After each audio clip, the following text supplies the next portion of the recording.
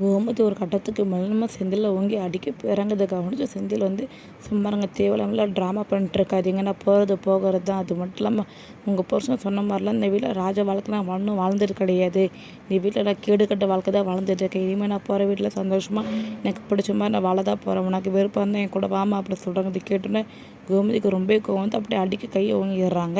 அடிமா அடி, பரவாயில்ல, நீ தானே நடிக்கிற, அந்த வீட்டில் இருந்தால் தானே நம்ம எல்லாரும் இப்படி பேசுவீங்க, அந்த வீட்டில் நாளைக்கு போக தான் போகிறேன் அப்படின்னு சொல்லிட்டு ரொம்ப கோவம் உள்ள போயிறாங்க. உடனே பாண்டியனும் போடா உன்னை யாரும் இங்கே பிடிச்சி வைக்கல, போய் தனியாக கஷ்டப்பட்டு பார்த்தா உனக்கு புத்தி வர அப்படி சொல்லிட்டு ரொம்ப கோவமாக பாண்டியனும் வெளியே போகிறாங்க. இதெல்லாம் இப்போ இந்த கோமதி அப்படியே இடிஞ்சு போய் உட்காந்து அழுந்துட்டு இருக்காங்க. அப்போ மீனா அந்த இடத்துக்கு கோமதி கிட்ட பேச வராங்க. கோமதி என்ன பேசாமல் மூஞ்சி தூக்கிறாங்க. அதை கவனிச்சு மீனாவும் இதுக்கப்புறம் அத்தைக்கிட்ட பேசி இந்த பிரோஜனம் கிடையாது, அத்தை நம்மளோட தப்பாக புரிஞ்சுக்கிட்டு இருக்காங்க அப்படி சொல்லிட்டு அவங்க மீனா ரொம்ப கண் கலங்கிக்கிட்டே வேலைக்கு கிளம்பி போகிறாங்க. அப்போ போகிற வழியில் பாண்டியன் மாமா இந்த வழியாக தான் வருவாங்க, மாமாட்ட பேசிட்டு போகலாம் அப்படி சொல்லிட்டு அங்கேயே வெயிட் பண்ணிட்டுருக்காங்க. இதை கவனித்து பாண்டியன் என்னம்மா இங்கே நின்றுட்டுருக்கேன், இல்லாட்டி பஸ்ஸு மிஸ் பண்ணிட்டேன், அது மட்டும் இல்லாமல் இப்போமா ஆட்டோவில் தானே போவோம், ஆட்டோவில் தானே பிடிச்சி தட்டா சொல்லி கேட்குறாங்க. உடனே மீனா அதெல்லாம் ஒன்றும் வேண்டாமாம்மா, எனக்கு உங்கள் கிட்ட தான் கொஞ்சம் பேசலாமா அப்படி சொல்லி கேட்குறாங்க. உடனே இதை கேட்ட பாண்டியனும் என்னம்மா இந்த மாதிரிலாம் பேசிட்டே என்ன ஆகிட்டு பேசலாமலாம் சொல்லி கேட்குறேன், எனக்கு கோவம் உன் புருஷன் மேலே மட்டும்தான், உன் மேலே கிடையாது, எனக்கு உன்னை பற்றி நல்லாவே தெரியுமா அப்படி சொல்கிறாங்க. இதை கேட்டோன்னே மீனா நல்லா சந்தோஷப்படுறாங்க. ஒன்று மட்டும் புரிஞ்சுக்கோங்க மாமா, உங்கள் பையன் தான் புத்தி கட்டுத்தனமாக இந்த முடிவு எடுத்துகிட்ருக்காரு. அவர் தனி கொடுத்து போகிறதுக்கு எனக்கு எந்த ஒரு சம்மந்தமும் கிடையாது. அது மட்டும் இல்லாமல் யாரும் என்னை பற்றி தப்பாக நினைக்காதீங்க மாமா, நான் எவ்வளவோ எடுத்து சொல்லி பார்த்துட்டு அவர் ஏன் அப்படி புத்தி கட்டுத்தனமாக நடந்துக்காரு தெரியல.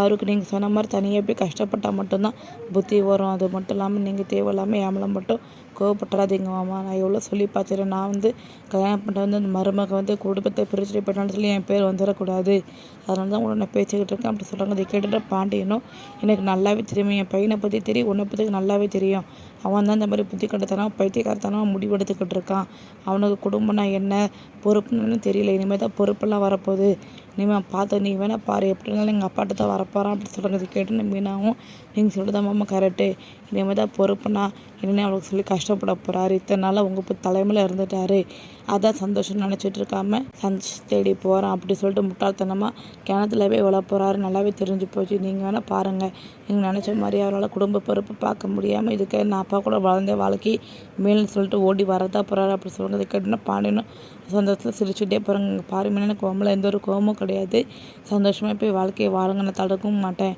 ஆனால் சந்தோஷமாக இருந்தாங்க நல்லது தான், குவார்ட்டர்ஸில் எப்படிமா நல்லா வசதியாக தானே இருக்கும் அப்படி சொல்லிட்டு மீனாக்கிட்ட அவ்வளோ சந்தோஷமாக பேசிக்கிட்டே போகிறாங்க. மீனாவும் அவ்வளோ சந்தோஷமாக பாண்டியன் நல்லவே நம்ம புரிஞ்சுக்கிட்டாங்க மாமா அப்படி சொல்லிட்டு ரொம்ப சந்தோஷமாக பார்த்துட்டு இருக்காங்க. இந்த பக்கம் கோமத்தை ரொம்ப இடிச்சு போய் உட்காந்துக்கிட்டு இருக்காங்க. மீனா எப்படி நம்ம பாண்டியன் சொன்ன மாதிரியே நம்ம செந்தில் பேச்சு கேட்டு அந்த வீட்டுக்கு போக தான் போகிறாங்க. போயிட்டு எப்படி செந்தில் பாண்டியன் சொன்ன மாதிரி கஷ்டப்பட்டுட்டு பாண்டியன் கிட்ட தான் வரப்போகிறாங்க. பொறுத்து வரப்போகிற வீடியோலாம் பார்த்து தெரிஞ்சுக்கலாம். தேங்க்யூ ஃபார் வாட்சிங்.